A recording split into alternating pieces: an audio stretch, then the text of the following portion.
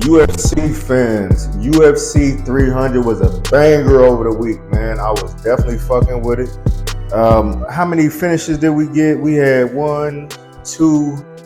We had two finishes, but most of these fights were very entertaining. A lot of blood was shed these matches. Though the matches with the knockouts was even crazier. So I just wanted to get into what my prediction was last week and give y'all the results for UFC 303 for all my MMA fighter fans out there. I really don't get into Bellator that much lately. I haven't caught it. I don't think I caught them this year so far.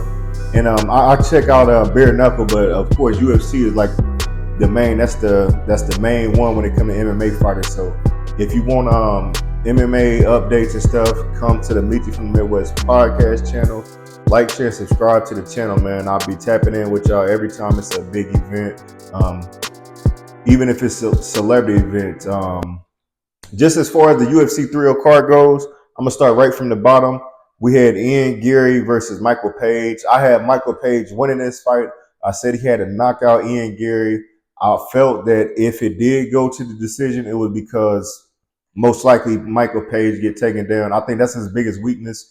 I saw that when he was in Bellator. I felt like for his size, like he a slim dude. I mean, he makes weight, but he's a slim dude. So, and his legs little. So it's like, to me, if you get a wrestler that can put hands on him and get him down and just get the control time and punch up on him and run those punches up, you can beat him. Liam, I want to say Liam was the only person ever defeated him prior to this match in Bellator. He beat him twice. I think the first time he knocked him out coming in on the little nutball showboat shit he be doing. He got knocked out with that one. The second one he lost by decision, but I'm pretty sure he had a couple of takedowns, and that's what got him the victory for the most part. But yeah, man, Michael Page, man, he a friendly ass dude, man. I wanted him to come to UFC and be a dog. He been playing so far. He ain't knocked nobody out yet. The first fight he had, it went to decision versus Kevin Holland. Kevin Holland. So I think he could beat a couple people in this division, but as of now, man, Ian Garry, man, I gotta put respect on his name. I was hating on him a little bit because once people get there trying to mimic other UFC fighters with Ian Garry, with him being from being Irish, he acts like Conor McGregor. So once I seen, I was like, here go another one. Want to be like Conor McGregor? He get knocked out soon, and then he gonna be on the sideline just like Conor McGregor. But like I said, Ian Garry is the real deal. The moment I knew that my Venom MVP was gonna lose this fight was when I seen Damian Maia in the background. If anybody knows Damian Maia, he is a wrestling motherfucker. He's not out there to throw hands. He's out there to just lay on you, get you tired, and maybe get a choke out or just get the control time, win out control time. And man, when I seen him in the corner, I was like, damn, I already got my parlay in. If I would have saw him, if I would have saw him in the corner before I put my parlay in, I would have went with Ian Garry. I would have had to bite that bullet. But yeah, man, Ian Garry, the real deal, man. He took MVP down a couple times and was able to get that control time in and just added up more punches. Like when you on top, or when you got control and you could just get your punches off, then they're gonna add up, man. And then you just wearing out your opponent. So that's what I believe happened with that fight. Like I said, MVP could beat a couple people in the division. I want to see him with some bigger fights after this, but we'll see what happens after that. But Ian Garry should be fighting somebody in the top 10 for sure soon. So Ian Garry won that one. Macy Chiasson versus Myra Silva. I had Macy with this fight. I thought she'd win this one just because she was the bigger and longer fighter. She busted Silva open, and it was a bad cut. So they it was like, I want to say, one of her eyebrows, it was like gashed real pretty bad, and they had to call the fight off. So I got that one right. Ramon Delados versus Anthony Smith. I had Anthony Smith winning this fight. I thought he'd go in there and surprise me. I told y'all on the last podcast, every time I bet on this dude, he ended up losing. Why did I do it to myself? I just did it. I don't know. Anyways, he ends up losing. He lost this fight by unanimous decision. He got out punched. Most time he was just covering up the whole fight but he was getting his punches off, man. I think he may have got a takedown or two on the two. He was even dancing, showboating on this dude. Like I say, Anthony Smith ain't got that dog in him no more. He's very patient. with him being older, once you get tapped on your chin a couple times, you start realizing, like, all right, I gotta play it careful. I gotta play it smooth because I don't want to get knocked out by one of these younger fighters. So he lost that fight. Co-main event, man, there was a change of events for this match. It was supposed to be damn, I forgot my boy name. Lopez was supposed to be taking on Brian Ortega. Brian Ortega wakes up the next morning, Saturday morning, with a fever, 103 degree fever or something like that, and they had to pull him out the fight. Danny Ainge was in the area, and Dana White got him on the phone, and he said, "Yo, I will step in and fight Lopez on a 3 hour notice. Never been done before in UFC history. So salute to Danny Ainge coming in to save that fight. But he came up short versus Diego Lopez.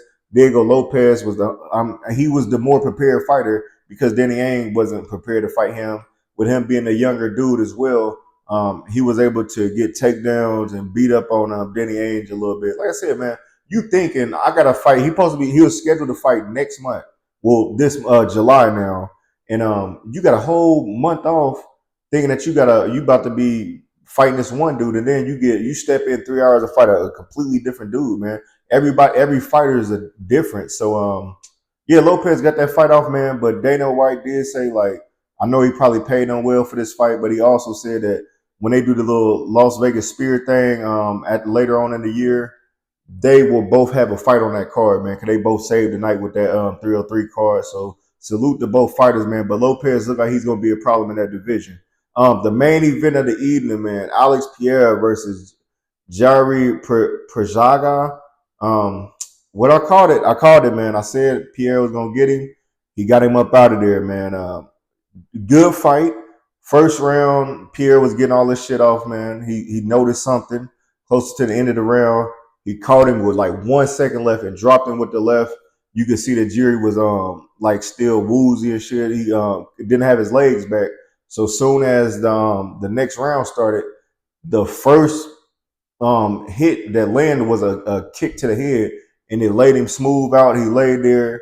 Alex Pierre punched him up a little bit. Fight was over 15 seconds into the second round, man. Alex Pierre is a problem.